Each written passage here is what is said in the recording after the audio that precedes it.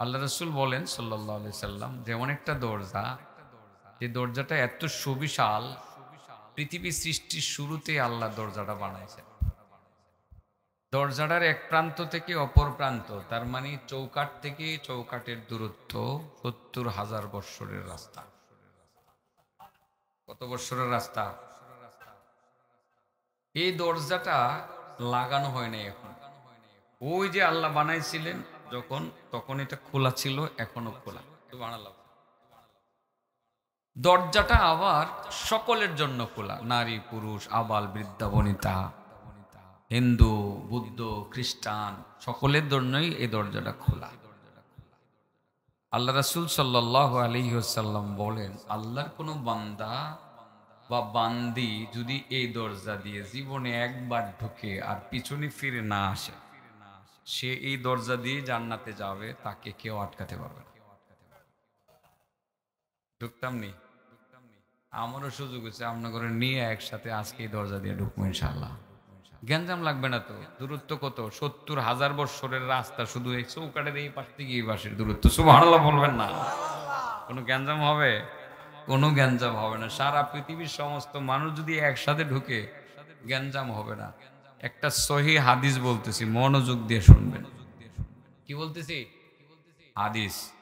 আপনারা ভাবতেছেন যে মনে হয় কি না জানি আজকে কয় না, ফালতু কথা বলার জন্য মাহফিলে আসি না। এই দরজাটা আল্লাহ নিজে বানাইছে, বানায় আল্লাহ খুলে রেখে দিছেন। আল্লাহ এটারে খুলছেন তো খুলছেন, আল্লাহ কন যে কিয়ামতের আগে আর দরজা এটা লাগাইতাম না, খুললা তুইছি। যে ঢুকবে আর পিছনে ফিরবে না, সেই জান্নাতে যাবে। যে কেউ ঢুকতে পারে, বোঝানোর জন্য। তাহলে হাদিসটা বলতে হবে। হাদিসটা বলে ফেলি, লম্বা হাদিস। জির ইবনে হুবাইশ রাদিয়াল্লাহু তাআলা আনহু থেকে বর্ণিত। মানে শুরু থেকে বলতে বলতে একটু সময় লাগবে যাইতে, লাস্টে একটা জঙ্গল পারণ লাগবে আর কি। জঙ্গলটা পার হওয়ার কিছুক্ষণ পরে, এটাও হাদিসে আছে, জঙ্গলটা পার হওয়ার কিছুক্ষণ পরে আপনি দরজাটা পাইবেন। সুবহানাল্লাহ, আলহামদুলিল্লাহ। ভাগ্য বালা মিয়া আজকে যে দরজা পাইতেছে। এই দরজাটা সবার দরকার, এই দরজাটা সবার দরকার। আমারও দরকার, আমার চাচা মেয়ারও দরকার, হে চাচারও দরকার, যারা আছে সকলেরই এই দরজা দরকার। এই দরজারে যারা চিনছে না হে শেষ। এই দরজা যে চিনছে না হে শেষ। তার এই দুনিয়া আখিরাতের সে আর সফলতা চিন্তাও করতে পারবে না। যাই হোক, শুরু করি। নবীর সাহাবী, নাম তার সাফওয়ান ইবনে আসাল। সাফওয়ান একজনের নাম, তার বাবার নাম ছিল আসাল। আর আসাল শব্দের অর্থ হলো মধু, আর আসাল যে মধু বেচাকিনি করে, মধুওয়ালা, মধুওয়ালা। তার মানে মধু ব্যাপারীর ছেলে জির। উনি কিন্তু আবার সাহাবী নন, মানে সাফওয়ান, ও হ্যাঁ, উনি আবার সাহাবী, সাফওয়ান ইবনে আসাল। এই সাফওয়ান ইবনে আসালের কাছে একজন সাহাবী নন, এমন একজন তাবী, তার নাম হলো জির। নাম কি? আবার বলেন, নাম কি? জির একদিন সাফওয়ানের কাছে আসছে। সাফওয়ান সাহাবী, জির হইলেন তাবী। তো হযরত সাফওয়ান জিরকে বলেন, জির কিরে ভাই, তুমি তো আমার কাছে সাধারণত আসো না, আজকে যে আসলা, কেন আসলা? জির বলেন, ভাই আসছি যে ইচ্ছাকৃতভাবে আসছি, তুমি তো নবীর সাহাবী সাল্লাল্লাহু আলাইহি ওয়াসাল্লাম। বলেন সাল্লাল্লাহু আলাইহি ওয়াসাল্লাম, সাল্লাল্লাহু আলাইহি ওয়াসাল্লাম। হযরত সাফওয়ান ইবনে আসাল জির ইবনে হুবাইশকে ডেকে বলেন, জির তুমি কেন আসলা? তোমার আসার কারণ কি তুমি বলো। জির বলেন, ভাই সাফওয়ান, তুমি তো নবীর সাহাবী, নবী সাল্লাল্লাহু আলাইহি ওয়াসাল্লামকে দেখছো, নবীর কাছ থেকে অনেক কথা শুনছো, অনেক মাসআলা মাসাইল সম্পর্কে নবীর কাছ থেকে জানছো। আমি নবীরে দেখি নাই, নবীর কাছ থেকে ডাইরেক্ট কোনো কিছুই শুনি নাই, তোমার কাছ থেকে নবীর কিছু কথা আমি শিখতে আসছি, জানতে আসছি। তুমি আমার একটু জানাইবা, তুমি আমার একটু শিখাইবা। হযরতে জির ইবনে হুবাইশ বলার সঙ্গে সঙ্গে সাফওয়ান ইবনে আসাল বলেন, ভাই জির, তাহলে তো ভালো কথা, তুমি তো মূলত শিখার জন্য আসছো। আর যেই ব্যক্তি কোনো কিছু শিখার জন্য ঘর থেকে বের হয়, তার জন্য আসমানের ফেরেশতারা নূরের পর তার পায়ের নিচে বিছাইয়া দেয়। তার জন্য সাগরের মাছ পর্যন্ত দোয়া করে। শুধু সাগরের মাছ আর প্রাণী না, গর্তের ভিতরের পিপিলিকা পর্যন্ত তার জন্য দোয়ায় মাগফিরাত করতে থাকে। তুমি বড় ভাগ্যবান, তুমি শিখতে আসছো। ফেরেশতারা মূলত তোমার পায়ের নিচে নূরের পর বিছিয়ে দিচ্ছিল। তোমার জন্য অলরেডি দোয়া হইতেছে সাগরের ভিতরে। সুবহানাল্লাহ বলেন। সাগরের ভিতরে, নদীর ভিতরে, এই যে পুকুর আছে, পুকুরের ভিতরে যত মাছ আছে সমস্ত মাছ দোয়া করতেছে আলহামদুলিল্লাহ। কোন আপনারা শিখতে আইছেন না? এখন লাগাতার দোয়া করতেছে পুকুরের মাছ। এই যে পাটলি নদী আছে না, নদীর মাছ আপনার জন্য দোয়া করতেছে। বঙ্গোপসাগরের মাছ আপনার জন্য দোয়া করতেছে। আপনার নিচে যে একটা গাতা আছে, সুডো গাতা, এটার ভিতরে যে 1 কোটি পিঁপড়া আছে, এই পিঁপড়াও আপনার জন্য দোয়া করতেছে। সুবহানাল্লাহ। এই সমস্ত মজলিসে আসলে লাভ না লস বাবা? লাভ না লস? শুধু লাভ আর লাভ, কোন লস নাই, শুধু লাভ, লাভ আর লাভ। হযরতে সাফওয়ান বলেন, বাইজির তুমি তো লাভবান। তোমার জন্য ফেরেশতারা নূরের পর বিছিয়ে দিয়েছে। তোমার জন্য সাগরের মাছ, নদীর মাছ, পুকুরের মাছ দোয়ায় মাগফিরাত করতে আছে। তোমার জন্য গর্তের পিপিলিকা পর্যন্ত দোয়া করতে আছে। ওজির কেন আসছিলা, কি শিখতে আসলা তুমি বলো? জির ইবনে হুবাইশ বলেন, ভাই মোজার উপরে মাছে করার বিষয়টা জানতাম চাই। শীতকালের ওয়াজি করি আর কি, বুঝলেন না? মোজা পড়ছেন না? অনেকে তো মোজা পড়ছেন নাও চাচা, অনেকেই পড়ছেন। বেশি শীতের মধ্যে মোজাটা আরাম হয়ে লাগে, আর বেশি শীতে মোজা খুললা বারবার উজু করা কষ্টই লাগে, ঠিক না বেটি? তো এই মাছ আলাটা আমি জানতাম চাই। জির বলেন, ভাই সফওয়ান, মোজার উপরে মাছে করণ যায় কিনা বা গেলে কেমনে কি? সফওয়ান বলেন, বালা কথাই তো জিগাইলা, আমি নবীর কাছ থেকে শুনছি। বলেন সাল্লাল্লাহু আলাইহি ওয়াসাল্লাম। এই মিয়া দুরূদ পড়েন না কেন? কিও দুরূদ পড়বেন তো। মনে আসেনি সাবজেক্টের নাম? হ্যাঁ, মসজিদের দরজা, বাড়ির দরজা। হ্যাঁ, দরজাটা কত বড়? 70,000 বছরের রাস্তা। সুবহানাল্লাহ বলেন। মানুষ দিয়ে আবার নতুন করে মাঠ ভরতেছে, তার মানে কি এই এলাকার মানুষ কি ব্যাককল গেছিন গা, যাইতো গা, গিয়ে খাইয়া ঘুমাই থাকতো, আমার আইতাছে রে, তার মানে আরো একটু ওয়াজ করণ লাগবে, তাই না? আলহামদুলিল্লাহ, এলাকার মানুষ অনেক ভালো। বলছিলাম জির ইবনে হুবাইশ বলেন, ভাই মুজার উপরে মাছে করার কোনো সুযোগ আসেনি। সাফওয়ান ইবনে আসাল বলেন, সুযোগ আছে মানে বেড়া, আল্লাহ রাসূল বলছে যারা মুকিম এরা একদিন এক রাত 24 ঘন্টা মুজার উপর মাছে করতে পারবে।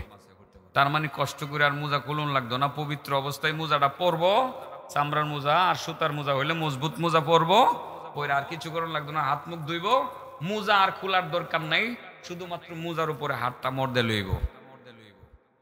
24 ঘন্টা পারবো যারা মুকিম, যারা কি মুকিম, তার আর মোজা খুললে পাও ধুন লাগতো না, এটা দিয়ে তার নামাজ চলবে। আর যারা মুসাফির, দূরে কোথাও বেড়াইতে গেছে, চিটাগাং গেছে, রাজশাহী গেছে, খুলনা গেছে, তারা 3 দিন 3 রাত পর্যন্ত তাদের পায়ের মোজা না খুললেও চলবে। সুযোগ আসেনি ও ইসলামে? সুযোগ আছে। হযরতে সাফওয়ান ইবনে আসাল বলেন, বাইজির নবীর কাছ থেকে আমি শুনছি, নবী বলছেন মুকিম যারা হবে, যারা সফরে যাবে না, বাড়িতে থাকবে, ঘরে থাকবে, শীতের দিনে তারা যদি মোজা পরে, মোজা এই মোজার উপরে একদিন এক রাত্র তারা মাসে করতে পারবে, মোজা খুলে পাও ধৌত করা লাগবে না, হাত মুখ ধুইবে আর মোজার উপরে মাসে করে নেবে। আর যারা মুসাফির তারা 3 দিন 3 রাত পর্যন্ত মোজার উপরে মাসে করতে পারবে। হ্যাঁ, কোনো কারণে যদি শরীর নাপাক হয়ে যায় তবে পবিত্রতা অর্জনের জন্য গোসল করা লাগবে। পবিত্র হালতে মূলত মোজা পড়তে হবে। একটা বিষয় শিখছে না, শিখতে আসলে জানি কি কেডা দোয়া করে, ফেরেশতারা তো নূরের পর বিছায়া দেয়, মাছেও দোয়া করে, পিঁপড়াও দোয়া করে। সুবহানাল্লাহ বলবেন না? এদের দোয়া কবুল হয়, কারণ এরা তো কোনো পাপ করে না। এরা কি করে না? কোনো পাপ করে না। এই যে মোজার উপরে মাছে করাটা শিখলেন আপনি যে মাহফিল আইসে শিখলেন, একটা যে মুখে মহিলে 3 দিন 3 রাত। তো আজকে গিয়ে আপনার বাপের কইবেন, আব্বু বয়স্ক মানুষ, আপনার আর মোজা খোলার দরকার নেই, হাত মুখটা আমি ধোয়াই দেই, মোজার উপর মাছে করে দিই। আব্বু দরকার নেই, বুড়া মানুষ শীতে কাঁপে। কথা বুঝছেন না? এই যে শিক্ষা গিয়া বাপেরে শিখাইলেন, আপনি শিক্ষা গিয়া বাপেরে শিখাইলেন, আপনি 1100 রাকাত নফল নামাজের নেকি কামাই করে নিলেন। কয় হাজার? 1100।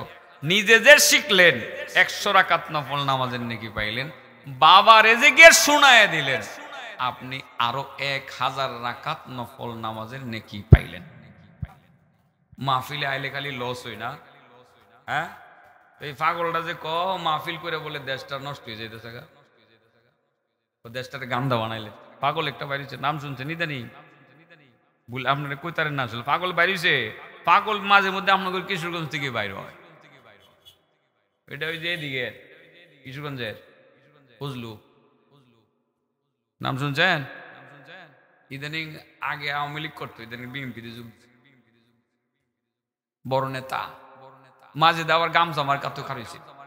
আল্লাহ হেদায়েত দেখ। হ্যাঁ, দেশ ইয়ে হইব, যাত্রা হইব, গান হইব, সব হইব, এত আজকে হয়, দেশটার পরিবেশ নষ্ট করে লিতেছে। হ্যাঁ, আসলে যদি জানতো ওয়াজে এত লাভ, এই কথা কইল নইল। আপনারা কেউ জানা শোনা থাকলে হ্যাঁ বুঝায় মাঝে মধ্যে মাহফিলে আইন নেন বেড়া। আরে মরবে তো, সুক্ত বন্ধ হয়ে যাবে, কিছু নেই কি কামাই করস না বেড়া। একটা কথা শিখ, 100 রাকাত নফল নামাজের নেকি কামাই কর। আরেকজনকে শিখায় দেয় 1000 রাকাত নফল নামাজের নেকি কামাই কর। বাবা 1000 রাকাত আর 100 রাকাত 1100 রাকাত নফল নামাজ কি 6 মাসে পড়তারি আমরা? তাইলে মাহফিলে আইলে তো মিয়া 1100 রাকাত করে। যদি চাচা আপনিও শিখলেন, আমার চাষিরেও শিখাই দিলেন, ঘরে যদি বুড়া বাপ তাহে বাপেরও শিখাইলেন, মারেও শিখাইলেন, ছেলেরে শিখাইলেন, মেয়েরে শিখাইলেন, 5 জনের শিখাইলেন। যত জনের শিখাইবেন তত হাজার, তার 5000। আর শিক্ষা গেলেন 1000, 5000 100 রাকাত নফল নামাজের নেকি আপনি নগদ কামাই করে নিতে পারবেন। বুঝাইতে পারছি কথাটা? তাহলে শিখলে লাভ আছে, মাহফিলে আসলে লাভ আছে। কেরে আইতাম না? আপনারা তো কইবেন, আবার কেউ কেউ কইব, যুক্তিও দেখায়, ও টাকার খেলা, হুজুররা তো কইব টাকা কামাই করবার লাগিয়া মাহফিলে আইব, টাকা কামাই করবো। আপনার কাছে টাকাটা চাইছে, চাইলে অন্যরা চাইছে, আতিকুল্লাহ চাইছে না তো? চাইছে? কইতারবো কেউ? কেউ কইতারতো না। দিলে দিব, না দিলে না দিব, যাবো। ঠিক আছে না? যদি কেউ খুশি হয়ে দেয় তো নেই, না দিলে না নেই। প্রায় তো এরকম দেখা গেল যে হারার মনে কষ্ট, আতিকুল্লাহ সাহেব ওয়াজ কম করে গেছে, কাছে বিরে না দিস না জায়গা, অসুবিধা কি? কত আই পড়ছি ইদানিং, 2-3 যাই দিয়ে আপনার করে সুলতানপুর থেকে আই পড়ছি, আনছি না কিছে, আনছি না আই পড়ছি কিছে, ওয়াজ কম করছি আর মনে বড় কষ্ট। আমি তোমরা মনের কষ্ট রাখা লাভ নাই, যুদ্ধ করছি, মাগনা ঘুরে থেকে গেলাম, কোনো অসুবিধা নেই, টেহাডি রাখা দেও, তোমরা মসজিদের কামে খরচ করো দিয়ে আই পড়ছি কিছে।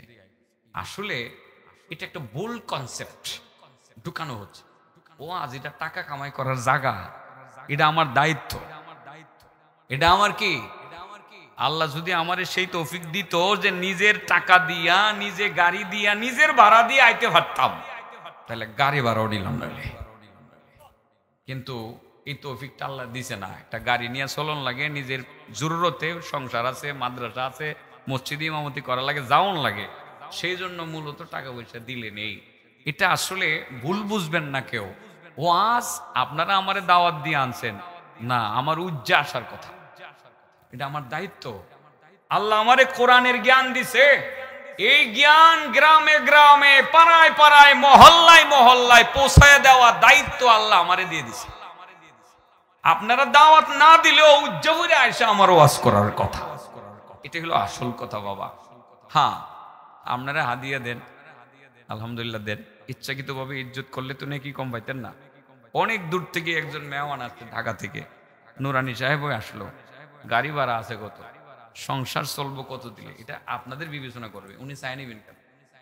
ওনার ছায়া নেওয়ার দরকার নাই, আপনি বিবেচনা করবেন। আপনারও তো একটা বিবেচনার বিষয় আছে। আল্লাহ দেখতো না যে লোকটা দিন শিক্ষা দেওয়ার জন্য আসছে সত্য, কিন্তু লোকটা আইলো, গাড়ি ভাড়াও দিল, আমরা সবাই মিলে 500 টাকা করে দিলে তো সব হয়ে যায়। আপনি যে কত দামি দামি কথা শিখলেন, আপনি চিন্তাটা নিজ থেকে করবেন। আলেমরা টাকা চাইবে না, আলেমরা বরং নিজ দায়িত্বে আইসা ওয়াজ করে দিয়ে যাবে। কিন্তু আপনার বিবেকের জায়গা থেকেও আপনি একটা চিন্তা করবেন। মনে হয় বুঝাইতে পারছি কথাটা না? সাবজেক্ট দরজা, এটা জঙ্গল ফার হয়ে যেমন লাগলো। জঙ্গলে গেছি না হনো, তত লম্বা হয়ে গেছে গা, লম্বা হয়ে গেছে অলরেডি। 11টার আগে সারাসারি নেই। কি করেন আপনারা? হ্যাঁ, 11টা গিয়া ঠিক 11টা বাজে 1 মিনিটে আমি দরজায় ঢুকবো। আজকে 1 মিনিট বেশি। 1 মিনিট কি আমার বাইরে জোয়ান এর খাতিরে 1 মিনিট বেশি। 11টায় 1 মিনিটে দরজার ভিতরে ঢুকা যাবো। দরজায় ঢুকা মানে হলো আমার কথা শেষ। ঠিক আছে তো ইনশাআল্লাহ? দরজাটা যে কত দামি দরজা, আল্লাহু আকবার। এই দরজা যে আমার আল্লাহ কত পছন্দ করে। যেই লোকটা এই দরজা দিয়ে ঢুকে, আল্লাহ তারে ডাক দেখো, বান্দা তুই ঢুকছস, বান্দা ঢুকছস, যা তোর গুনাহ সব মাফ করলাম। 80 বছরের গুনারে আমি রং বদলাই দিয়ে সওয়াব বানায়া দিলাম। বান্দা আরেকটা ঘোষণা শুন না, যা আই লাভ ইউ, আমি তোরে ভালোবাসি। এটাও কইব, দরজা দিয়ে ঢুকার লগে লগে কইব আমি তোরে ভালোবাসি, তোর গুনাহও মাফ করলাম, গুনারে সওয়াব বানায়া দিলাম। আরেকটা কথা শুন না, যা আমি তোরে ভালোবাসি। সুবহানাল্লাহ কই। তাহলে এমন দরজা দিয়ে না ঢুকাটা বড় বুকাবি না? নারী পুরুষ সবাই আজকে একসাথে ঢুকবো ইনশাআল্লাহ। পর্দা ফসিলাত শহীদ এই দরজা দিয়ে আমরা ঢুকা যাবো। ঠিক আছে তো? ঠিক আছে তো? হযরতে সাফওয়ান ইবনে আসালকে জির ইবনে হুবাইজ বলেন, ভাই শিখতে আসছি। কি শিখবা? মুজার উপরে মাসাই করা শিখমু। শিখছেন তো? হ্যাঁ, মুজার উপরে মাসাই করার মাসালা শিখছেন না? মুকিম কয়দিন কয় রাত মাসাই করবে? 1 দিন 1 রাত। আর মুসাফির কয়দিন কয় রাত? 3 দিন 3 রাত। শিখা হয়ে গেছে কেনা? হযরতে সাফওয়ান বলেন, ভাই জির শুনো। এরপরে যাইতাছি, যাওয়ার সময় একটা জঙ্গলের পাশ দিয়ে যাইতেছি। কোন দিক দিয়া? এই যে আইফরসি জঙ্গলের কাছে, এটা পার হইতারলি দরজার জামুগা। একটা জঙ্গলের পাশ দিয়ে যাইতেছি, দেখি জঙ্গলের ভিতর থেকে একটা যুবক বেরিয়েছে। কেডা বেরিয়েছে? তখন আমার নবীর সাথে আমি, যুবকটা বাইরিয়া আমার নবীরে ডাহে। মনে হয় যে হের গায়ে লাগতেছে না, আমার নবীরে ডাহে, মোহাম্মদ, ও মোহাম্মদ। কোনছেন দেখি আমার নবীরে এইভাবে ডাকলে এটা সুন্দর দেখা যায়। নবীরে আমার আল্লাহ কত সুন্দর করে ডাক দিছে, ইয়া আইয়ুহাল মুজাম্মিল কুমিল লাইলা ইল্লা কালিলা নিসফাহু আও ইনকুস মিনহু কালিলা আও জিদ আলাইহি ওয়া রাত্তিলিল কুরআন তারতিলা।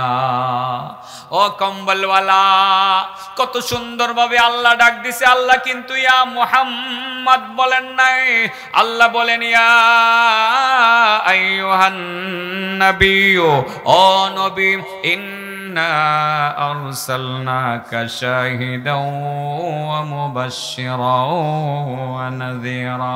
আমি তোমাকে সাক্ষীদাতা হিসাবে, সুসংবাদদাতা হিসাবে, ভীতি প্রদর্শনকারী হিসাবে, এবং তোমাকে ওয়াদাইয়ান ইলাল্লাহ, আমি আল্লাহর দিকে আহ্বানকারী হিসাবে, উজ্জ্বল আলোদাতা নক্ষত্র হিসাবে তোমাকে পৃথিবীতে পাঠাইছি। সিরাজাম মনিরা বানাইয়া পৃথিবীতে পাঠাইছি। আল্লাহ বলেন ইয়া আইয়ুহান নাবিয়্যু, কোন জায়গায় বলছেন ইয়া আইয়ুহার রাসূল। কি বলেছেন? রাসূল বলেছেন। ইয়া আইয়ুহাল মুদ্দাসসির বলে আল্লাহ ডাক দিয়েছেন। তাহা বলে ডাক দিয়েছেন। ইয়াসিন বলে ডাক দিয়েছেন। কিন্তু আমার নবীকে মোহাম্মদ বলে ডাক দেয় নাই। কিন্তু গ্রাম্য মানুষটা যখন মোহাম্মদ বলে ডাকতে শুরু করলো, সাফওয়ান ইবনে আসাল বলেন, বাইজির নবীকে যখন এইভাবে ডাক দিল আমার বড় খারাপ লাগতেছে। আমি থামাই দিলাম, এবারে থাম, এমনি ডাউস করে, হ্যাঁ নবীরে এমনি ডাউস করে, বেটা আদবের সহিত ডাক। নবীরে আদবের সহিত ডাকতে হবে, ঠিক আছে না? এই জন্য আমরা আদবের সহিত নবীর নাম নিব, মুহাম্মদ সাল্লাল্লাহু আলাইহি ওয়াসাল্লাম। নবীর কাছে পাইলে বলতাম ইয়া রাসূলুল্লাহ।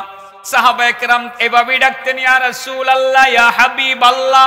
সাহাবায়ে কেরাম নাম ধরে মুহাম্মদ মুহাম্মদ বলে ডাকতেন না, কিন্তু এই লোকটা ডাক দিল কারণ বুঝে না, গ্রাম্য মানুষ। সাফওয়ান ইবনে আসাল কো আমি আমি আমি রাগ করলাম। পরে আল্লাহর নবী কয়, সাফওয়ান থামো, আরে আইতে দাও, আমার কাছে কি কইব কইতে দাও।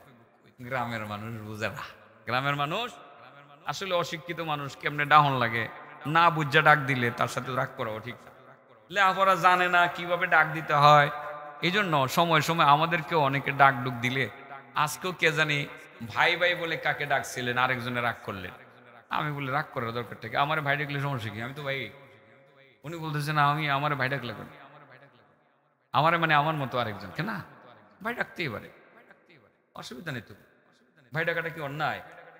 আমি এটাকে অন্যায় ভাবে নেই না। আমি আলেম হয়েছি তাই বলে একের আমাকে হুজুর মহোদয় এত নমন করা দরকার থেকে। আদবের সহিত ভাই ডাকলেও কোনো অসুবিধা নেই, আদবের সহিত ভাই ডাকলেও কোনো, মুসলমান মুসলমান ভাই ভাই, আল মুসলিম আকুল মুসলিম, আমি কোনো আপত্তি করি না। হুজুর শায়েখ মোহতারাম নো, ভাই ডাকলে কোনো অসুবিধা আছে? ও ভাই কোনো অসুবিধা নেই। তো ওই সাহাবী যখন বলেন জিরকে বলেন ভাই জিরা আমার খুব রাগ করছে, ওরা আল্লাহর নবী আরে তারে আসতে দাও না, গ্রাম্য মানুষ বুঝে না, লেখাপড়া জানে না। আমারও একবার রাগ উঠছিল, আমি বলছিলাম জানি কোথায়, আমি সিলেট গেছি প্রথম, আল্লামা মুফতি ফজলুল হক আমিনী রহমাতুল্লাহি আলাইহি, নাম শুনছেন? উনার খাদেমা ছিলাম আর কি। আমি ফান টান বানায় দিতাম, ওনার গাড়ি দিয়ে যাইতাম, যা শিখছি ওনাদের কাছ থেকে শিখছি। এত বড় হাস্তি, সারা পৃথিবী বিখ্যাত আলেম মুফতি ফজলুল হক আমিনী। হ্যাঁ, পাওয়ারটা কি বুঝিনি তো বাংলাদেশে, ওনার থাকতে পাওয়ার কি ছিল, ওনার ওজন কি ছিল, আল্লাহু আকবার। তো সিলেটে গেছি একবার, যাওয়ার পরে রাত্রে গাড়ি চলতো তখন তেলে, তো একটা মাটির রাস্তা দিয়ে ঢুকার পরে মাটির চাক্কার লগে গুতা খাইয়া তেলের লাইন ছুটে গেছে, এটা আমরা ধরতারছি না, তেল সব গেছে পুরা, গাড়ি তরতলে না। মাহফিলের কাছাকাছি, এখন কি করবো হুজুর, মাহফিলে কোন রকমে নেও। পরে মাহফিলে আড়াই হয়ে গেছি, পরে মাহফিলে বয়ান করে কেমনি কি করবো, গাড়ি তো চলে না। আমারে তুমি এক কাজ করো, এই যে শহরের কোনো এক জায়গায় আমার একটু বসায় দেখো, কোনো অ্যাম্বুলেন্স কোনো গাড়ি, নতুন কোনো গাড়ি ভাড়া পাও কিনা, আর ড্রাইভারে আগামীকাল গাড়ি ঠিকঠাক করে হে আইব নে। পরে রাস্তার পাশে গেছি, লোকজন তো আছে, রিক্সা দেখা যায়, যে রিক্সা দিয়ে শহরের ভিতরে যাবো, রিক্সাওয়ালা সিলেট তো সিলেট, অবা যাইতানি বা যাইতানি যাইতানি, যে মানে তুমি তুমির মতো লাগতেছে আর কি আমার কাছে। আমি কহেরা তো আমরা চিনে, আর মুফতি ফজলুল কামিনী চিনে, যাইতানি এমনি কয় কথা কই কে। পরে আমি এটা বুঝছি না আর কি, আমি একটু মনে মনে রাগ করছি। পরে আপনার চিন্তা করে দেখছি যে হেরা যাইতানি খাইতানি অবা বুঝছো নি, মানে এটা এরা মহব্বত করে কয়, এটা সম্মানের ভাষা। মনে মনে রাগ করছি, এটা ডাইরেক্ট করছি না। পরে দেখলাম যে হারা অবার শোনা খাইতানি বা যাইতানি, এই যে এটা হারা মহব্বত করে কয়, এটা এদের দেশের ভাষা। দূর থেকে রাগ করলে হবে না তো, বুঝতে হবে তো। তো আমি মনে মনে রাগ করছিলাম, এখন রাগ করি না। তো মাঝে মধ্যে ফোন দেয় অনেক লন্ডনী বন্ধুরা, আমারে ফোন দেয়, ফোন দিয়ে কিবা ভালো আসো নি, খিতাবা ভালো আসো নি, জিগা হবা, এই জিজ্ঞাসা করে এইভাবে, মহব্বতের ডাক। এটা সিলেটের এই ভাষাটার মধ্যে একটা মায়া আছে। কি আছে? মায়া আছে। আর আলেমদেরকে খুব ইজ্জত করে, কিন্তু আপনারা খেয়াল করে দেখবেন, আলেমদেরকে খুব ইজ্জত করে। তো যাই হোক, এইরকম একটা গ্রাম্য মানুষ আমার নবীরে বলে মোহাম্মদ মোহাম্মদ। হযরত সাফওয়ান ইবনে আসাল কয়, মিয়া থামো, এমনি ডাকে নাকি নবীরে? সুন্দরভাবে ডাকো। আল্লাহ রাসূল কয়, তারে আইতে দাও, তারে আইতে দাও, আমার সাথে কথা বলতে দাও। পরে সেই লোকটা আসছে, আয়েশা কয় মোহাম্মদ, তো এমনি কইব ভালোভাবে, ইয়া রাসূলুল্লাহ ইয়া হাবিবাল্লাহ বলে যে ডাক দিব, শিখছে না তো এখনো, কথা বলছেন না। কয় মোহাম্মদ, একটা কথা জিগাই। কি কথা? কারো লোকে যদি কারো ভালোবাসা থাকে, ভালো করে বুঝছো, কারো লোকে যদি কারো ভালোবাসা থাকে, ভালোবাসার লোকটার সাথে যদি দেখা না হয়, তাহলে কোনো এক সময় কি দেখা করার সুযোগ আছে? কি খুশি, কি বুঝছেন? কেউ যদি কাউরে ভালোবাসে, ভালোবাসার মানুষের সাথে যদি দুনিয়াতে দেখা না হয়, কোনো এক সময় দেখা করার কোনো সুযোগ আছে না? নাই। প্রশ্নটা কিন্তু খুব গুরুত্বপূর্ণ। আমার নবী কয়, বন্ধু ঠিকই বলছো তুমি। দুনিয়ার কেউ যদি কাউকে ভালোবাসে আর ভালোবাসার মানুষটার সাথে যদি তার দেখা না হয়, হাসরের ময়দানে তার সাথে দেখা হবে। সেটা কিসের ভিত্তিতে? আলমার ও মামান আহাব্বা, যার সাথে যার মোহাব্বত তার সাথে তার কিয়ামত। বলেন, যার সাথে যার মোহাব্বত তার সাথে তার কিয়ামত। দুনিয়াতে যদি তুমি ভালো মানুষকে মহব্বত করো, নেককার মানুষকে মহব্বত করো, হাসরের ময়দানে তার সাথে তোমার দেখা হবে। যদি আলেমের সাথে ভালোবাসা রাখো, আলেমের সাথে তোমার হাসর নাসর হবে। জালেমের সাথে যদি ভালোবাসা রাখো, জালেমের সাথে তোমার হাসর নাসর হবে। ও বাবা, তাহলে বলবো আমরা আলেমকে ভালোবাসবো না জালেমকে ভালোবাসবো? দুনিয়াতে আলেমদের সাথে ভালোবাসা রাখবো, মহব্বত রাখবো, তাদের সাথে মহব্বতটা গভীর ভাবে রাখবো। মসজিদে গিয়ে ইমাম সাহেবের সাথে খাতির করব, কিছুক্ষণ সময় বসে বসে সময় দিব, তাদের সাথে সময় দিয়ে মাসআলা মাসাইল শিখবো। মাঝে মধ্যে চা খাওয়াবো, মাঝে মধ্যে পিঠা খাওয়াবো, শীতল পিঠা খাওয়াবো, মাঝে মধ্যে বাসা থেকে খাবার নিয়ে ইমাম সাহেবকে সঙ্গে নিয়ে নিয়ে খাবো। এটার নাম হইল মূলত আলেমদের সাথে ভালোবাসা। যার সাথে যারা মহব্বত তার সাথে তার কিয়ামত। আগের যুগে দেখতাম আমার চাচা সকালবেলা শীতল পিঠা 3টা বানায়া একটা পাড়িত লইয়া মসজিদে যাইতো, নামাজটা পড়া ইমাম সাহেব লইয়া লইয়া বেবে খাইতো। আমার চাচা এই কামান করতো, এত ভালোবাসতো আলেমদেরকে। ভালোবাসা আলেমদের সাথে রাখবেন, রাখবেন তো?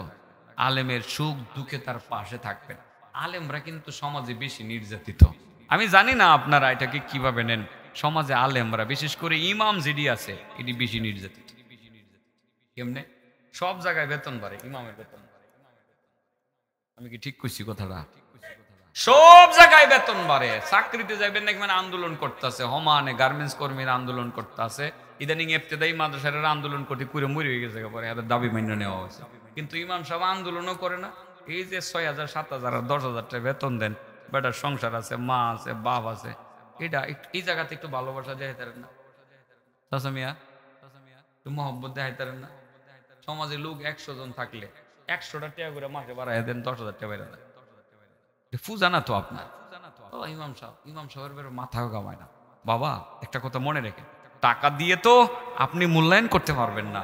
তার সংসার চলার মতো টাকা দেওয়ার চিন্তাটা যদি আপনি করেন, বাবাজি, সে কিন্তু খুশি হবে। সে তো চাইবে না। বহু ইমাম মুখ খুলে কথা বলতে পারে না বাবা, কিন্তু আপনার সুখে দুঃখে আপনার পাশে থাকে। আপনার জ্বর উঠছে, দেখতে যায় মসজিদে, হাজী সাহেবের জ্বর উঠছে, একটু দোয়া করে। কয় কি কয় না? এর চেয়ে বড় মহব্বতের কে আছে? আপনার এত ভালোবাসে, আপনার জ্বরের খবর নেই, আপনার সর্দি কাশির খবর নেই। আপনি মারা গেলে তাড়াতাড়ি গোসল করানোর জন্য যায়, তাড়াতাড়ি জানাজার ব্যবস্থা করে, কবর খননের ব্যবস্থা করে, নামাজটা শেষ কইরা, জানাজা শেষ করে মাটির নিচে দিয়ে হাত উঠাইয়া দিয়ে চিল্লায় চিল্লায় কান্দে। জুমার নামাজে চিল্লায় চিল্লায় কান্দে। এই কান্দাটা কি আপনার ছেলে কান্দিনি? আপনার ছেলে কান্দিনি? এই কান্দাটা আপনার ছেলেও তো এমন কান্দা কান্দে না যে কান্দাটা মসজিদের ইমাম কান্দে। তো আপনি তার সংসারটা একটু ভালো চলো, এটা ভালোবাসা দেখাইয়া 2টা টাকা বেতন বাড়াই দিতেন না? ইমামের বেতন বাড়াই দেন, আমি অনুরোধ করে গেলাম। পারবেন তো ইনশাল্লাহ? 100 টাকা করে ধরেন। আপনি এই সারা চাচায় যে হাতটা উঠাইছে, উনি আমার অনেক পরিচিত। এই লোকটা যদি সমাজে বাইরিয়া 20টা করে গিয়া কয়, কিরে আব্দুল করিম, তুই 100 টাকা মাস থেকে বাড়াই দে, দিত না? আমার এই চাচায় যদি গিয়া কয়, আব্দুল করিম, এই মাস থেকে তুই 100টা টাকা বাড়াই দে, 50টা করে 100 টাকা বাড়াই দিলে 5,000 টাকা। 5,000 টাকা যদি ইমাম সাহেবের বেতন বাড়ে, ইমামের 3,000 আর মুয়াজ্জিনের 2,000 যদি বেতনটা বাড়ে, সংসারটা একটু জলজল চলে না? এখানে আরো উল্টা যুক্তি দেয়, ইমামতি করে বেতন নিতে করে উল্টা যুক্তি দেয়। মারাত্মক ভুল, মারাত্মক ভুল যুক্তি। এই যুক্তির ধারো কাছে যায় না। আমি আপনাদেরকে অনুরোধ করে বলে যাই, বাবা, এদিকে খেয়াল রেখে। ইমাম একটা সমাজের সবচেয়ে ঘনিষ্ঠ বন্ধু। তার মতো এত ঘনিষ্ঠ বন্ধু আর কেউ নাই এই সমাজে। আমি হিসাব করে দেখছি, ইমাম আপনাকে ভালোবাসে। এই মহল্লার প্রতিটা মানুষের জন্য সে কান্দা কান্দা দোয়া করে, প্রতিটা মানুষের জন্য। ছোট একটা বাচ্চা মারা গেছে, হেল লাগেও কান্দে। একজন মহিলা মারা গেছে, হেল লাগেও কান্দে। আপনার মা মারা গেছে, আপনার মায়ের জন্য আপনি যতটুকু কান্দেন এর চেয়ে বেশি ইমাম সাহেব কান্দে। তার পিছনে একটু আপনারা সাহায্যের হাত বাড়ায় দেন। আমি এটা আমার পক্ষ থেকে বলছি, এটা মাথায় রাখবেন তো ইনশাল্লাহ। যে যে মসজিদের দায়িত্বে আছে আগামীকালই মিটিং করে, এই মাসে 2000 টাকা বাড়ায় দেন। এই যে জানুয়ারি মাস গেলে ফেব্রুয়ারি থেকে 2000 টাকা বাড়ায় দেন, সম্ভব হলে 5000 টাকা বাড়ায় দেন। এটা আপনার তোল থেকে তো এত টাকা যাবে না, 100-200 টাকা মানুষ এখন হাইসা দিয়ে দিবে ইনশাআল্লাহ। এটা করতে কই গেলাম গো, যার সাথে যার মহব্বত তার সাথে। ওই যে এই লোকটা আপনার প্রশ্ন করলো, মোহাম্মদ দুনিয়াতে যদি কেউ ভালোবাসে আর ভালোবাসার মানুষটার সাথে যদি তার দেখা না হয়, কোনো এক সময় দেখা হওয়ার সুযোগ আসেনি।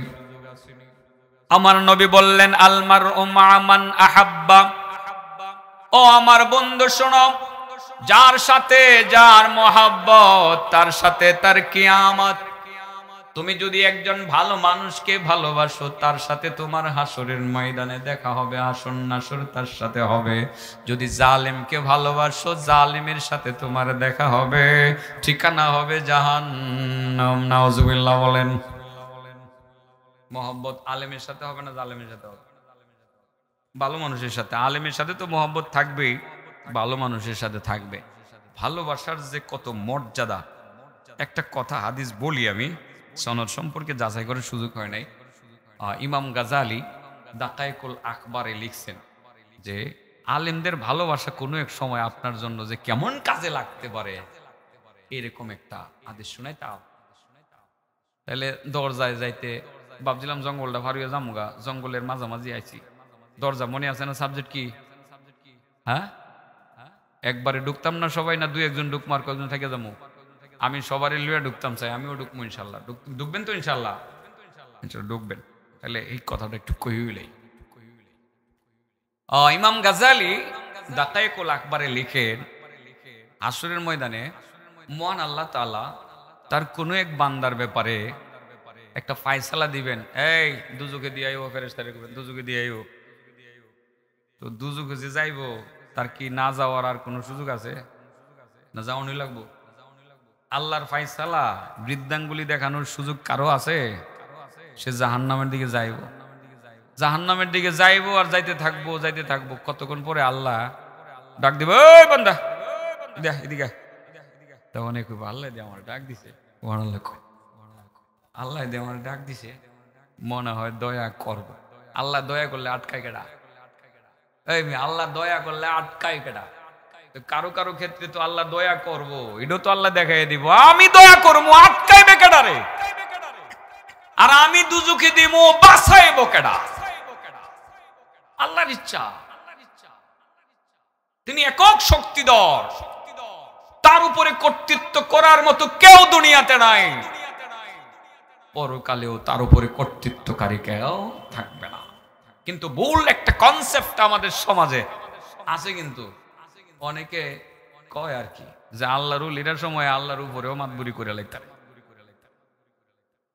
একটা ঘটনা আগে ওয়াজে শুনতাম, না আমার কইতাম না, বক্তার এটা মরে গেছে, আমি নিজে শুনছি। ওইসে আব্দুল কাদের জিলানী রহমতুল্লাহ আলাইহি, উনি যে বিশ্ববিখ্যাত ওলি, এতে কোনো সন্দেহ নাই। কিন্তু ওনার ব্যাপারে মিথ্যা কথা বানায় কইত, আর মানুষও কান্ত। আমি ওয়াজ শুনতাম, সে লোকটা মারা গেছে, আল্লাহ তারে মাফ করে দেখ, সবাই বলেন আমিন। আব্দুল কাদের জিলানির কাছে নাকি একদিন এক মহিলা সকালবেলা গেছে, গিয়ে কান্তাছে। কি করতেছে? এই তুমি কান্দো কে রে? আমার ফুটটা মরে গেছে গা, আমনে আমার ফুটটারে রাইখা দিন, আজরাইল লয়ে গেছে গা। দেরি করে আইছো করে? কোন সময় নিছে? রাত্রি নিছে গা। রাত্রি আইতা, এখন আইছো করে? রাত্রি আসতা, এখন আসলা কে রে? হুজুর দেরি হয়ে গেছে গা। ওরে আব্দুল কাদের জিলানী রহমতুল্লাহি আলাইহি, উনি যে ওলি আমি কোনো সন্দেহ করি না, কারণ উনার ব্যাপারে মদিনাতেও ওয়াজ হয়। কিন্তু উনার ব্যাপারে কথাটা মিথ্যা বলে তারা সাজায়া। আব্দুল কাদের জিলানী বলে আজরাইলে দেখা যাইতেছে গা আসমানের দিকটা, আজরাইলে ডাক দিছে, এই আজরাইল এই বাচ্চাটারে ফেরত দিয়ে যাও। বাচ্চাটারে লইয়া যাইবার অর্ডার দিছিল কেডা? আল্লাহর। আব্দুল কাদের জিলানী নাকি বলতেছেন বাচ্চাটারে ফেরত দিয়ে যাও, বলে আজরাইল কোনা আল্লাহর হুকুম দিতাম না, লইয়া যাও গেল। পরে আব্দুল কাদের জিলানী উড়াল দিছে, উড়াল দিয়ে আসমানের কাছাকাছি গিয়ে আজরাইলে ধরছে। এই আজরাইলের ফুটলার ভিতরে জান আছিল, লক্ষ লক্ষ মানুষের জান কব্জ করে নিয়েছে, বুঝেন না, আর 2 দিনে। পরে বাচ্চাটারে দাও, দে না, কোন আল্লাহর হুকুমের বাইরে আমি যাইতে পারতাম না, দিতা না, দিছে ফুটলার মধ্যে খাবলা দিছে, পরে ফুটলা ছিদ্র হয়ে গেছে, ছিদ্র হয়ে গেছে, পরে ভিতরে যত রূহ আছিল সব বাইরে গেছে, মানে সব আবার যেতে হয়ে গেছে। পরে বলে আব্দুল কাদের জিলানী রহমাতুল্লাহ আলাইহি বলে কয়, আস্তাগফিরুল্লাহ কইতেন না, আল্লাহ তোমার এই ওলি কামনা করলো কি, আমি জান কব্জ করে লিয়েছিলাম, উনি সব কাইরা সিরা বিরা লয়ে গেছে গা। আল্লাহ বলে কইছে, তো প্রথমে একটা বাচ্চার কথা কইছিল, এটা ফেরত দিল না গেলে, এলিগি তো নিছে গা। এই যে কথাবার্তা, এইসব মুখরোচক কথাবার্তা 100% শিরিক, বলেন 100% বাজে কথাবার্তা। আল্লাহর ওলিদেরকে নিয়ে মুখরোচক কথাবার্তা ভয়ানক। তো যাই হোক, যেই কথা বলছিলাম যে আল্লাহ যদি কাউকে নিয়ে যান তাকে রাখার ক্ষমতা কারো নাই, আল্লাহ কাউকে দুজখে দিলে বাঁচানোর ক্ষমতা কারো নাই, আল্লাহ যদি কাউকে বাঁচাইতে চান তাকে দুজখে দেওয়ার ক্ষমতা কারো নাই। ওই বান্দা জাহান্নামের দিকে যাইব, আল্লাহ যখন ডাক দিবেন এদিকে আয়, তখন আল্লাহর বান্দা কইব, আল্লাহ আমারে ডাক দিছে, যেহেতু আল্লাহ আমারে ডাক দিছে আলহামদুলিল্লাহ, মনে হয় আল্লাহর একটু দয়া হইব। রহমতে হক বাহানা মে জয়াত, আল্লাহর রহমত তো বাহানা খুঁজে, আলহামদুলিল্লাহ কই। আসলে বাবা আল্লাহর তো চাইব রহমত করে আপনারে মাফ করে দিত। আল্লাহ এই জন্যই তো রহমান, বুঝেন না রে, আল্লাহ যে রহমান, এটা কি আমি আল্লাহর নাম রাখছি না আল্লাহ নিজেই রাখছে? আল্লাহ যে রাহিম, এই নাম কি আপনি রাখছেন না আল্লাহ নিজেই রাখছে? আল্লাহ যে গাফফার, তিনি ক্ষমাকারী, এই নাম কি আপনি দিছেন না আল্লাহ নিজেই দিছে? তো আল্লাহ তো এরকম দয়া করতে চাইবই, দয়াবান তো তিনি, রহমান রাহিম, সুবহানাল্লাহ। আল্লাহ তাবারাকা তাআলা ডাক দেওয়ার পরে বান্দা আইব, আওয়ার পরে আল্লাহ কইবে, এই বান্দা দুনিয়াতে কোনো আলেমদের মজলিসে উঠা বসা করছিলা? আপনারা কোন আলহামদুলিল্লাহ, আপনারা কার মজলিসে বসছেন? আপনাদেরকে জিজ্ঞাসা করবেন, আল্লাহ 2025 সালের জানুয়ারি মাসের 30 তারিখ রাত ফোনে 11টা বাজে কই আসিলাম, তুমি নিজে দিক কালাও। আল্লাহ সিসি ক্যামেরার ফুটেজে উঠবো যে আপনারা আলেমদের কাছে বুঝে রয়েছেন, জোয়াবার দেওয়ার লাগবো না, এমনি হয়ে যাবো, এমনি হয়ে যাবো। আলহামদুলিল্লাহ বলেন, আলহামদুলিল্লাহ। অতঃপর ওই লোকটা বলবে না, আল্লাহ না, আমি আলেমদের কোনো মজলিসে বসে নাই, কারণ আসলে সে আলেমদের মজলিসে বসে নাই। কি মিথ্যা কথা বলতে পারবে? সেখানে কি মিথ্যা বলার সুযোগ আছে? সুযোগ নেই।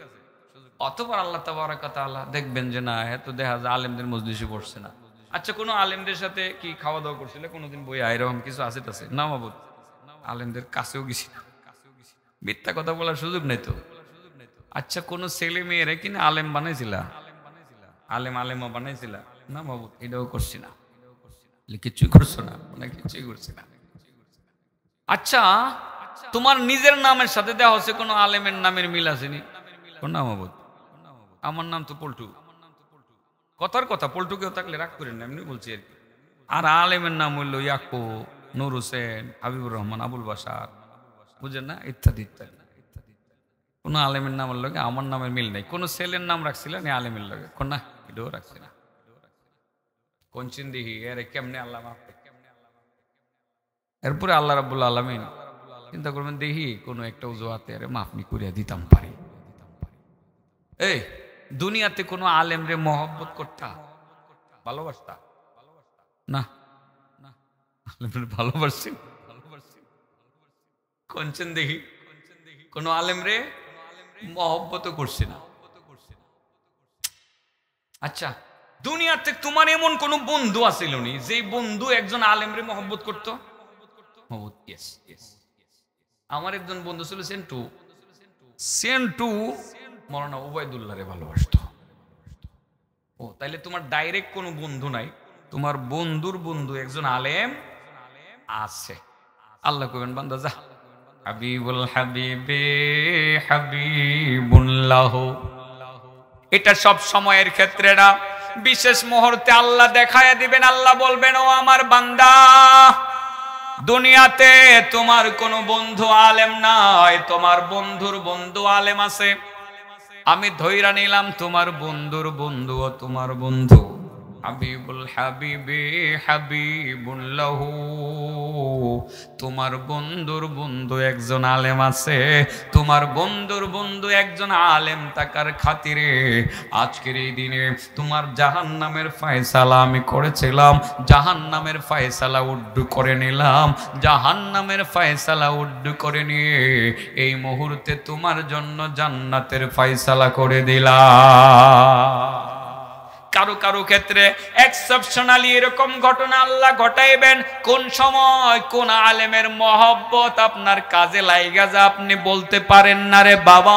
সেই জন্য আমার নবীর কথার দিকে খেয়াল রাখতে হবে। কোন আলিমান, পারলে তুমি আলেম হও, আও মুতাআল্লিমান, নচেত তুমি ছাত্র হও, আও মুত্তাবিআন, যদি ছাত্র না হও অন্তত পক্ষে আলেমের অনুসরণ। ভালোবাসি দেখা হয় নাই, বাইতুল মুকাদ্দাসের ইমামকে ভালোবাসি দেখা হয় না, আছে না নাই?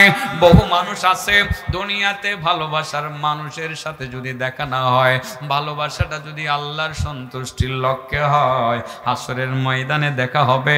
ভালো মানুষের সাথে মহব্বত রাখলে তার সাথে হাসর নাসর হবে, আলেমের সাথে ভালোবাসা থাকলে আলেমের সাথে হাসর নাসর হবে, আর জালেমের সাথে ভালোবাসা রাখলে জালেমের সাথে হাসর নাসর হবে। আলেমের সাথে হাসর হবে জান্নাতের দিকে, আর জালেমের সাথে হাসর হবে জাহান্নামের দিকে। বাবা দরজার কাছে আইছি, আই বলছি আর দেরি করে যেত না, 1 মিনিট বাড়াই দিমু কইছি না, আর 2 মিনিট কম, এর ভিতর তো সাইরে দিম। হেরা কই লোকজন পলাইছে করে, কি হারা বাপ যে হারা গেলে কই বুঝি আমি মাইক ছাড়তাম না, আমি সময় মধ্যে ছেড়ে দিব। তো আমি কালকা বাইরেছি, কবে বাইরেছি, এর ভিতরে বাড়ি যাইতেছি না, গতকাল সকালে বেরিয়েছি, যাওয়ার সুযোগ হয়েছে না, যাওয়ার লাগবো। এসার নামাজের সময় ফোন আইছে, আমার পরিবার ফোন দিছে, আমার মা অসুস্থ, হসপিটালে, বেশি দেরি করুন যেত না, সাড়ে দন লাগবো। যদি বক্তা না এসে থাকে অন্য একজন নিয়ে আসেন, আমি দরজায় ঢুকমু, ঢুকার পরে আর থাকতাম না। তাছা দরজা রেডি, দরজা রেডি, ঢুকবেন, কথা দেন, সবাই ঢুকবেন, হাত উঁচু করে কথা দেন, আল্লাহ কবুল করো। কঠিন না, একেবারে সহজ। আপনারা ভাবতেছেন মনে হয় এটা কঠিন, একদম সহজ, একদম সহজ। ইচ্ছা করলেই ঢুকতে পারবেন। এটার জন্য একটু কষ্টও করার লাগবে না, আপনার টাকা পয়সা খরচ করার লাগবো না, একটু বেশি খাওয়ান লাগবো না, আপনার কম খাওয়ান লাগবো, কিচ্ছু করার লাগতো না। খালি আপনি একটা পদক্ষেপ নেবেন। আল্লাহ রাসূল সাল্লাল্লাহু আলাইহি সাল্লামের সাহাবী সফওয়ান বলেন, হে ভাই জি শোনো। এরপরে আল্লাহ নবী রাসূল সাল্লাল্লাহু আলাইহি সাল্লাম হঠাৎ করে এক দরজার কথা কইয়া বলল, এই যাই বলছে, কি কইয়া বলল? দরজার কথা বলে ফেললেন যে আল্লাহ পৃথিবী সৃষ্টির শুরুতে একটা দরজা বানাইছেন, দরজাটার চৌকাটের এক প্রান্ত থেকে আরেক প্রান্তের দূরত্ব হলো 70,000 বছরের রাস্তা, কেউ কেউ 70 বছরের রাস্তা। যাই হোক, এই দরজাটা পৃথিবীর শুরু লগ্ন থেকে ছিল খোলা, এখনো আছে খোলা, কিয়ামত পর্যন্ত থাকবে খোলা, সকলের জন্যই খোলা। মুসলমানদের জন্য খোলা, খ্রিস্টানের জন্য খোলা, হিন্দুর জন্য খোলা, বুদ্ধের জন্য খোলা, প্রত্যেকটা মানুষের জন্য এই দরজাটা 24 আওয়ার্স খোলা। দরজাটা কিয়ামত পর্যন্ত থাকবে খোলা, 1 সেকেন্ডের জন্য বন্ধ হবে না। কেউ যদি দরজা দিয়ে ঢুকে আর পিছনে না আসে, যত বড় গুনাহগারই হোক না কেন, পিছনে না ফিরলে এই দরজা দিয়ে ঢুকার মাধ্যমে সে জান্নাতে যাবে, কেউ তাকে আটকাতে পারবে না। সাহাবা একরাম বলেন, ইয়া রাসূলুল্লাহ, ইয়া হাবিবাল্লাহ, দরজাটা কোনটা? আমার নবী বললেন, আমি শুরুতেই তেলাওয়াত করছিলাম, হাদা বাব তাওবা, হাদা বাবুত তাওবা। ও আমার সাহাবারা, এটা হলো তওবা নামের দরজা। এই দরজাটা 100 বছর যাবত গুনাহ করতেছে, গুনার সাগরে হাবুডুবু খাইতেছে, তার জন্য খোলা। এই দরজাটা খ্রিস্টানের জন্য খোলা, হিন্দুর জন্য খোলা, বুদ্ধের জন্য খোলা, ডাকাতের জন্য খোলা, বদমাশের জন্য খোলা, যে আল্লাহর বান্দা যত বড়ই পাপী হোক না কেন, এই দরজা দিয়া যদি কেউ ঢুকতে পারে, তওবা করতে পারে, আল্লাহর কাছে বলতে পারে, আল্লাহ যা করলাম ভুল করলাম, 80 বছর যাবত টানা শুধু চুরি ডাকাতি করলাম, বদমাশি করলাম, আল্লাহ আমারে মাফ কইরা দাও, কথা দিলাম আর গুনাহ করব না। এই কথা বলে চোখের পানি ছেড়ে দিয়ে যখন তওবা নামের দরজা দিয়ে ঢুকবেন, ঢোকার সঙ্গে সঙ্গে মহান আল্লাহ ডেকে বলবেন, বান্দা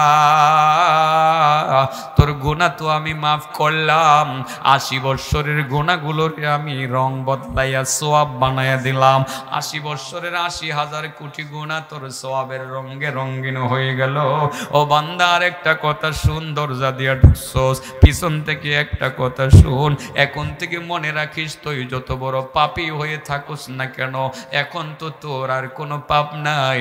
একটা ঘোষণা তুই যাই না রাখিস, আমি তোরে জানায় দিলাম, আই লাভ ইউ বান্দা, তুই যেহেতু তওবা করে নিলে, তওবার দরজা দিয়ে ঢুকলে, এখন থেকে আমি আল্লাহ তোরে ভালোবাসি।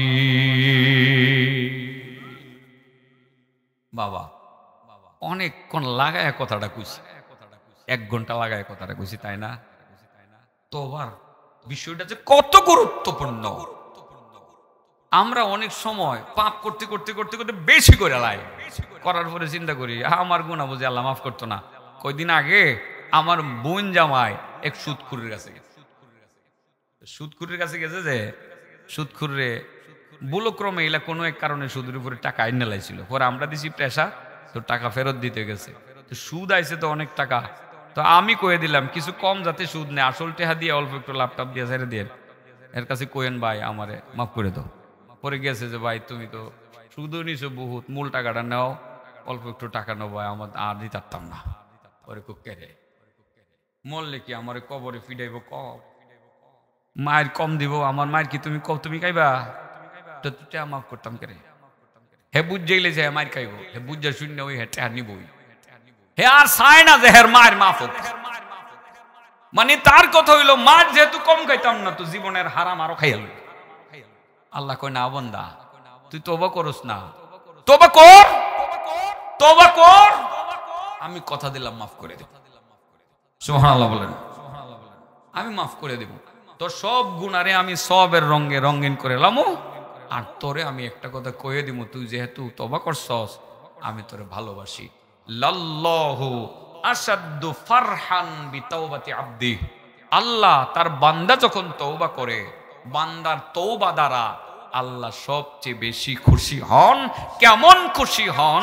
ছোট্ট একটা হাদিস শুনাইয়া শেষ করে দিব ইনশাআল্লাহ। শুনাইতাম আল্লাহ যে কেমন খুশি হয়, আল্লাহর খুশি হওয়ার কথাটা দেখলেন, বুঝাইলে আপনারা বুঝবেন আল্লাহ যে কেমন। এরা জায়গা কেউ কেউ এরা ভাবছে আমি দরজা ঢুকে গেছি, না ঢুকলে ভালো আছি, কেমনে তো আমি দরজা রাখতে দিলে ভালো আছি, আরো 5 মিনিট পরে দরজার ভিতরে ঢুকতাম। এরা চালাক, দরজার ভিতরে যেহেতু ঢুকছি তো আর থেকে লাভ নাই জায়গা, এই যে 3 জন 4 জন 5 জন গেছে গা, না এরা ঠিক করছেন, আবার বইতাছে, মাশাআল্লাহ ভালো মানুষ তো ভালো, এই যে গেছিল ঘুরে আবার ঘুরে আয় করছে, আলহামদুলিল্লাহ। একটা হাদিস আপনাদেরকে বলি যে আল্লাহ যে কেমন খুশি হন, আল্লাহর খুশি দেখছেন, দেখেন এবার আল্লাহর খুশিটা দেখেন। আল্লাহ রাসূল সাল্লাল্লাহু আলাইহি সাল্লাম বলেন, সহিহ বুখারীর হাদিস, মুসাফির একজন রওনা দিছে, মাশাআল্লাহ নারায়ে তাকবীর দিতেছে, দি তার মানে মনে হইতাছে যে নুরানি শাহ হুজুর আয়েশা পড়ছে, হ্যাঁ মনে হইতাছে খবরটা ঠিক আছে না, আলহামদুলিল্লাহ বলেন মারহাবা, মারহাবা বলেন। নুরানি সাহেবের আগমন, আল্লামা মুফতি নূর হোসেন নুরানি সাহেবের আগমন, মাশাআল্লাহ। আমার আর হাদিস কোন লাগতো না, লম্বা হাদিস টান দিছিলাম, ভাবছিলাম যে যদি আইতে দেরি হয় ওয়াজ তো চালায়া যাওয়ার লাগবো, হুমকি দুমকিও দিছিলাম সাইরা দিমু, না রাহেন বাবা আমি ওয়াজ কিছু পরীক্ষা লমু, আমি কিন্তু খারাপ মানুষ, যদি কই সিডি পরীক্ষা নেওয়ার লাগতো না, পরীক্ষা নেওয়ার লাগতো না। বলেন মুকিমে মুজার উপরে মাসে করবো কয়দিন কয় রাত, আর মুসাফিরে কয়দিন কয় রাত। এমন একটা মাস আলা শিখলে কয়শো রাকাত নাকি পাইবেন, 100 রাকাত। কাউরে শিখাই দিলে কয় হাজার পাইবেন, 1000। তাহলে একটা মাসালা শিক্ষা একজনকে শিখাইয়া দিলে 1100 রাকাত নফল নামাজের নেকি আপনি পাবেন। সুবহানাল্লাহ বলেন। হযরতে আবু যর গিফারি রাদিয়াল্লাহু তাআলা আনহু থেকে বর্ণিত হাদিস। তাহলে মোটামুটি তো আপনাদের কাছে মাসালা কিছু শিখাইলাম। আরেকটা কথা বলছিলাম, যার সাথে যার মহব্বত তার সাথে তার, আচ্ছা আরেকটা কথা যে কইছিলাম, আল্লাহ একটা দরজা বানাইছে, বিশাল বড় দরজা। এই দরজাটার চৌকাট থেকে আরেক চৌকাটের দূরত্ব 70,000 বছরের রাস্তা। এই দরজাটার নাম কি? বলেন দরজাটার নাম কি? এই দরজা দিয়ে ঢুকলে 70-80 বছরের গুনাহ মাফ হয়। গুনাহগুলো আবার কোন রঙে রঙিন হয়? নেকের রঙে রঙিন হয়। আল্লাহ জানে কি কয় পরে। তার মানে আল্লাহ তওবাকারীকে ভালোবাসেন।